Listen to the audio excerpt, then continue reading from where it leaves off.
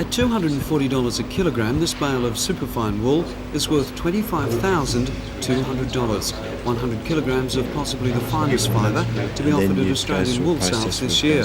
It was consigned by the Gill family of Emu Creek. Too strong to bust. And that's No novices at selling top Yes. wool for top prices. In 1951, they became the first to pass the old 300 pence per pound mark. And since then, they've held the world record price on one other occasion. According to Elders pastoral spokesman Stuart Hutton, the clip is the result of more than 110 years of specialist breeding by the Gills, who founded their flock in 1868 on Havilah ewes from Mudgee, with top rams being used from there, as well as from Maryville at Yass, and 3 Tasmanian studs, Winton, Valleyfield and Trefusis, all well recognised superfine wool flocks. As for the price, Gill family have been breeding this wool since 1868 when they first between an purchased Italian miller and Fuji mills from Osaka. Like all auction sales, because 3 buyers wanted and they wanted it very badly, and they bid up for it and they were prepared to pay that because it's superfine wool. It makes very nice suits, and of course there's a bit of pizzazz there. And what's going to happen to this wool now? Where's it heading off to? This is going to Japan, to Osaka, to Mr. Fuji's mills at Osaka in Japan. It'll be bundled up in a few weeks' time and sent up there, and it'll be made into very high quality suits, I believe. And it'll probably make very nice suits for Mr. Reagan or Mr. Marcos or somebody like that. Certainly not me.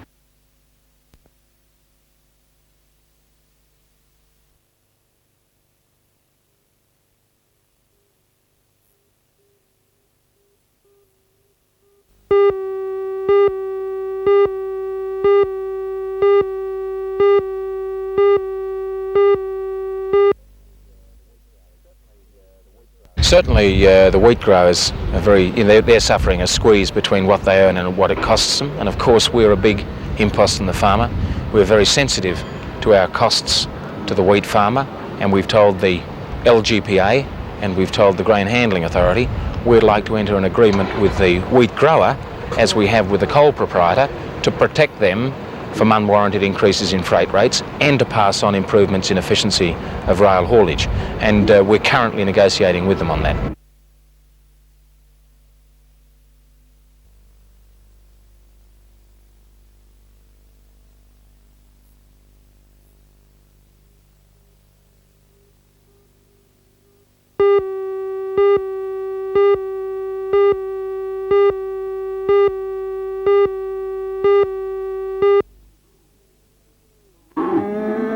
While beef may be one of the better performing rural industries at the moment, there's still very little room for complacency. The pressure is firmly on producers to get maximum returns per beast and per hectare. Looking around the Dungog sale yards, it was fairly obvious by the variety of breeds, the number of crossbreds and the quality of the cattle that a progressive approach to beef growing is strong in the area. The very attentive gallery of producers also illustrated that there's a keenness in this part of the bush to find out the best and most profitable way of putting top quality beef on the dinner tables of not only Australia but also the world. Hoof and hook competitions are important to beef producers for a number of reasons. It allows them the chance to find out how their breeding programs are progressing compared with those of their neighbours. It also keeps them in touch with consumer trends and wants. What the judge looks for today is a beast that you'd like to have on your table tomorrow. 173 head were assessed by the judges, one of whom was Manning District Beef Cattle Officer Tony Gouger.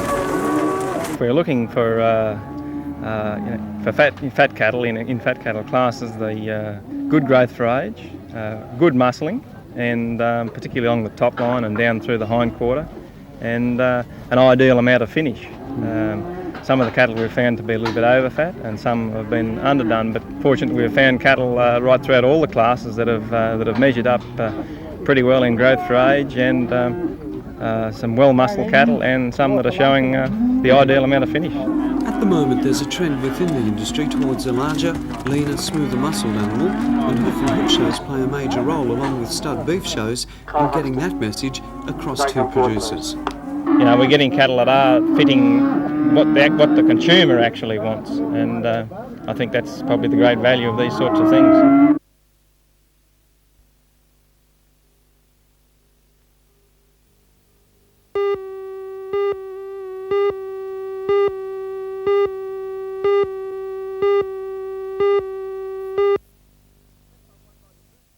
Cessnock won by the boot of firstly Mick Schofield, who only played the first half because of injury. then of Boyd Davies, who also kicked 3 goals after the break. West scored 2 tries to 1, with the gem of the match to rep halfback Craig Higgins, who bounced back to his best form today. David Woodbury got the Goannas try after some fine skills in running, leaving the West defence in tatters. Newcomer Steve Power made his mark in first grade for the first time, with good backing up for a 4-pointer. West veteran Johnny Hulbert, with 200 games behind him, could only kick 2 from 6, and it cost them dearly.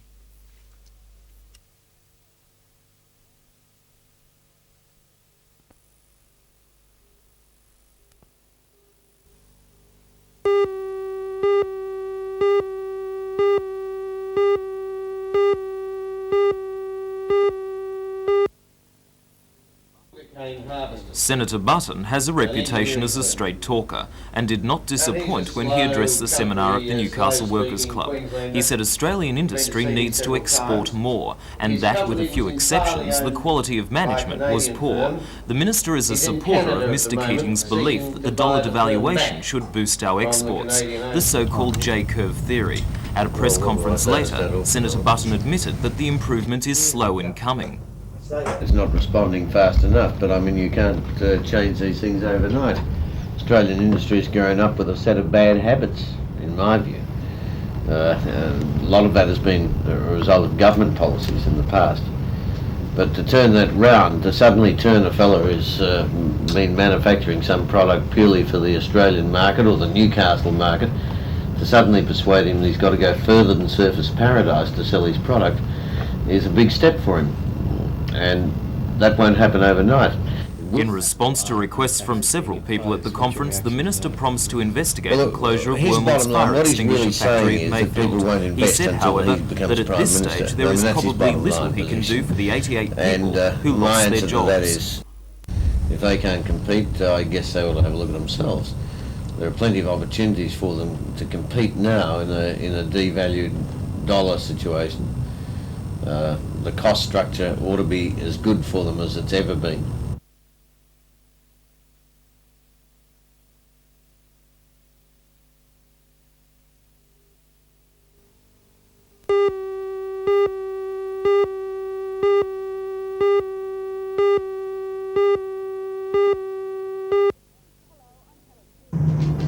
Hello, I'm Helen Hughes. The Curry Chamber of Commerce says the federal government's proposed fringe benefits tax will force many small businesses here to close. The Chamber also says unemployment in the town is set to worsen as a result of the tax. Join Ray Deneen and Anna Manzoni for all the news tonight at 6.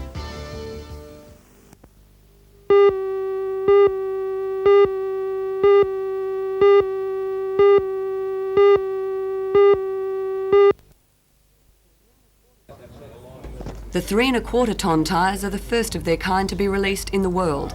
Manufactured in the United States by Goodyear, they have been fitted to the new Euclid 190 tonne rear dump truck. The first truck in a fleet of 9 has arrived at Mount Thorley. It will carry a payload of 190 US tonnes, 20 tonnes more than its predecessor. And according to designers, it's the new tyres which have made the truck's construction possible. Well, it's a radial ply tyre. It's basically just an enormous car tyre. It's a unisteel. It has one ply, runs all the way around from one bead to the other, 6 layers of belts in the tread, 11 foot 3 inches tall, and this is the first one in Australia, in fact in the world.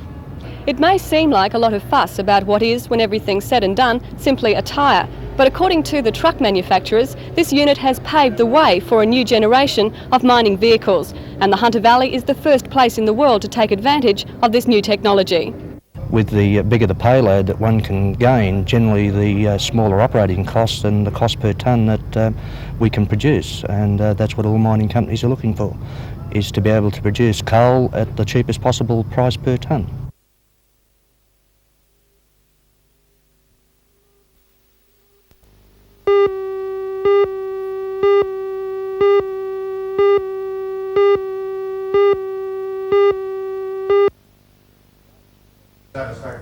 The argument over the route of the F3 centres on 3 alternatives. The original planned route passing to the west of Barnsley and to the east of West Wallsend. The present route passing to the southeastern corner of Barnsley and a third route to the west of West Wallsend. The original route was abandoned when mining companies complained that it would prevent the mining of major coal reserves. The main purpose of the meeting was to give council members details of the three alternatives so that council can make a submission to the environmental impact statement now being prepared.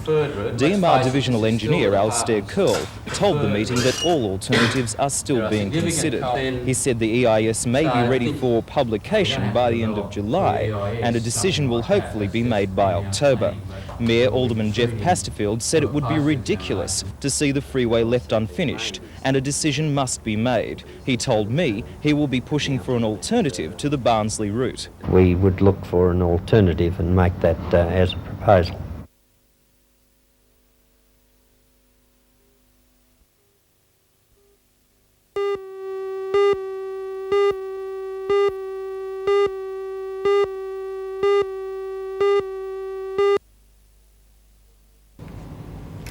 Business was brisk at the blood donor mobile at the New Val No. 2 colliery today. The blood bank is preparing for a long weekend, which always places an extra strain on supplies.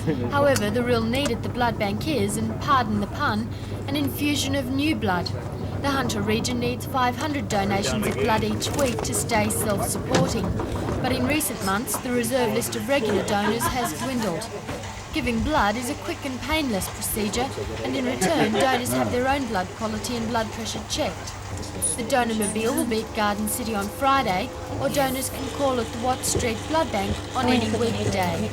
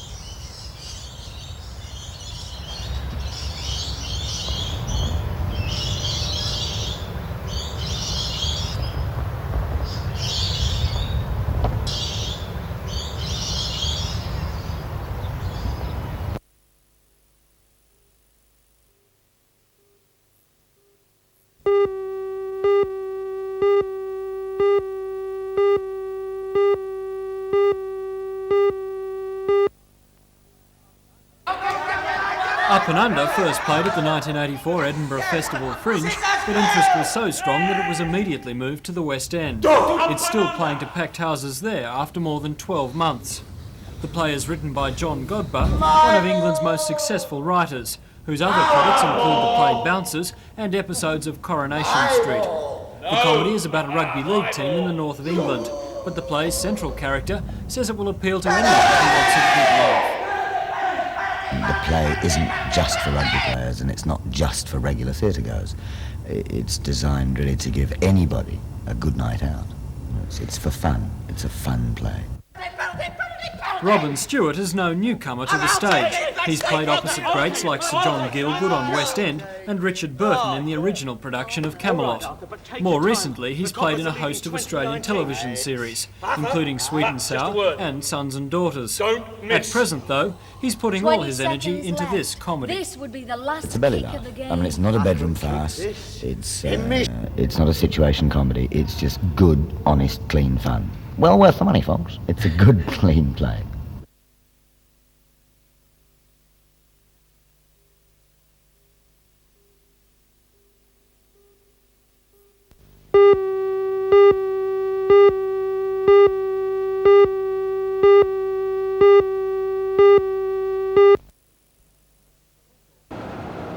The vessel has been on long-term bareboat charter to BHP from a Japanese and American company based in Bermuda. This means that BHP has manned, maintained and run it for the last 13 years of her 20-year career. When built in Japan in 1967, the Iron Sirius at 107,400 deadweight tons was the largest bulk carrier of her type. BHP has used the vessel on the ore trade from the northwest of the continent, Port Hedland, to the steel centres of Port Kembla and Newcastle, and just lately on the company's own coal freight run to Japan. and it's in that capacity that she'll make her final voyage. After discharging her load, the Iron Sirius will be decommissioned and scrapped. Just when that last trip will commence is unknown. A strike by the Cranes branch of the Waterside Workers Federation and another by the WWF at the Kooragang loader itself today have meant delay. But BHP's Transport Division hopes she'll be gone by the weekend. The Iron Sirius is being replaced by new vessels coming into service, particularly the Iron Kembla, which made her maiden voyage a few weeks ago. BHP's Transport Division says it's proud to have been able to keep the Iron Sirius working for so long. 20 years is a long time for a vessel of this type, but from the look of her now, there'll be no regrets at her demise.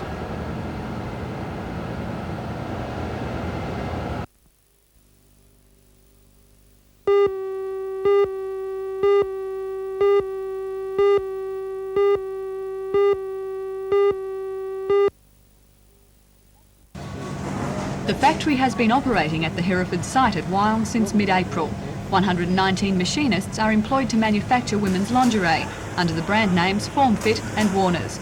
Most of the materials used in the garments are Australian made, except for lace and some fabrics which are not available in this country. The plant was officially opened today by Barry Cohen, the Federal Minister for the Arts, Heritage and the Environment. He was shown the production assembly line from the machinists through to packaging. A part owner of men's and women's clothing stores, the Minister has more than a passing interest in the fashion industry. And this plant is a success story. The decision was made to relocate from Erina because room was needed for expansion. We were too crowded in our small plant at Erina. Business was booming. We had to get out, and this is the most economical move for us to go to. So even with the depressed economy, business is picking up. It must be something to do with the nature of the product. What's the bottom line on sales? Sales are good.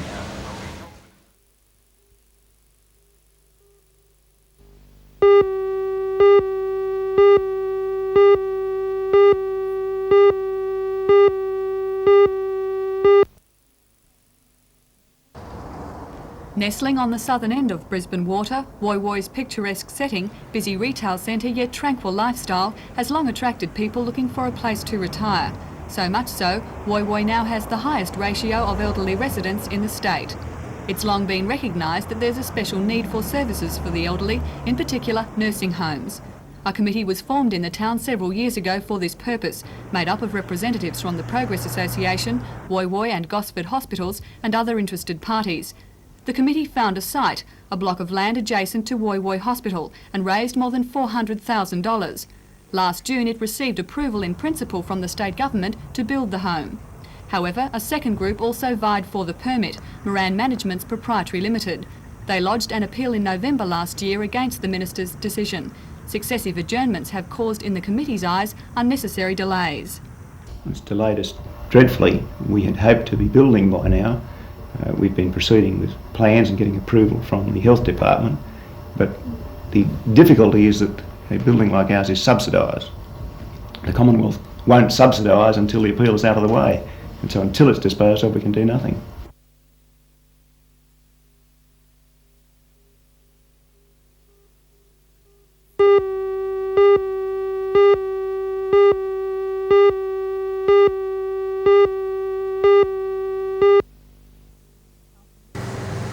After meeting today, the 110 striking members of the Health and Research Employees Association voted to return to work at normal starting time tomorrow.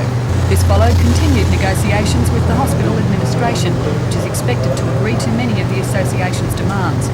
Workers walked off the job yesterday, saying some equipment was not serviceable and that working conditions were not satisfactory. Meanwhile, volunteers were brought in to keep the kitchens operating. The volunteers prepared a cold meal for patients last night, and thanks to their efforts, it was business as usual in the kitchen at lunchtime today. Regular staff agreed to end their strike late this afternoon.